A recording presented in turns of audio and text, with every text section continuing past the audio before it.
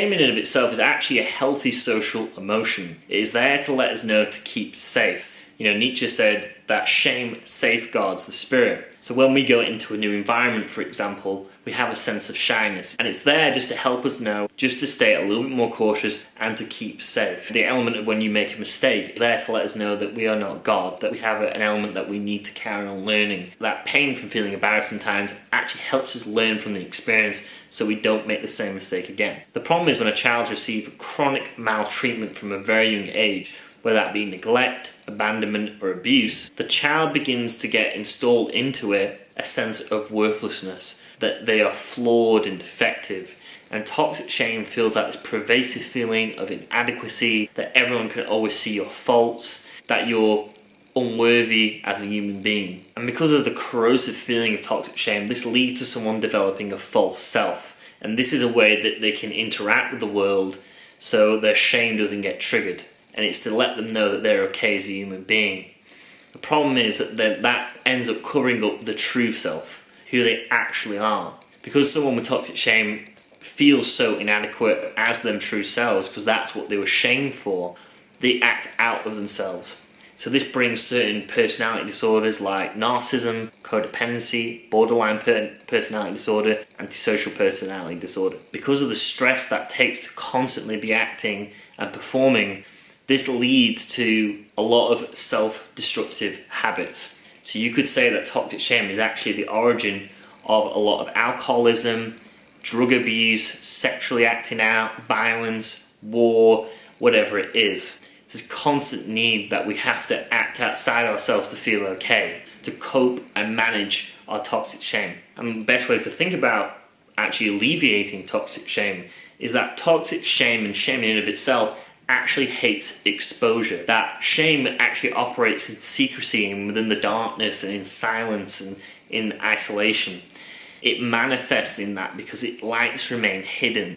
You know, the element of shame is the element of hiding, that when a child is embarrassed, they'll often look away to try and prevent the shame being triggered even more. It's like, if you can't see me, then I can't see you. That means you can't hurt me. So the problem is that this leads to a lot of very maladaptive behaviours and a lot of dysfunctional tendencies. So again, constantly seeking reassurance from other people, being addicted to external validation, substance abuse, sexually acting out. Again, just to numb that pain, because it is so painful. To feel it it's almost death-like. So to alleviate toxic shame, we need to reprogram the subconscious mind. We need to let and grieve out our childhood losses. So some of the best ways that I have personally found to alleviate toxic shame are group therapy, speaking out your problems in a community where it is safe, where it's okay, where people have similar issues. As I expose the shame, it alleviates it, because now it's not hidden anymore. Other things are physical angering, which I have mentioned on my depression video. That as you physically anger out a loss, something that you thought you should have got, whether it be support, love, anything where there's a perception of loss. For example, I like using the statement, if you use it in relation to a parent that abused you, it could be something like, you hurt me when, and then you finish the sentence whichever is relevant to you, and you physically anger. So you can turn the volume down, make an angry facial expression, and clench up your hands and fists, and actually anger out a loss. This actually produces a sense of confidence, and it alleviates fear and shame. All the beneficial things I have found are to actually fully feel your emotions sometimes. So knowing when something isn't as intense and when the emotional voltage is intense, that you can passively feel your emotions. Oftentimes we get very emotophobic.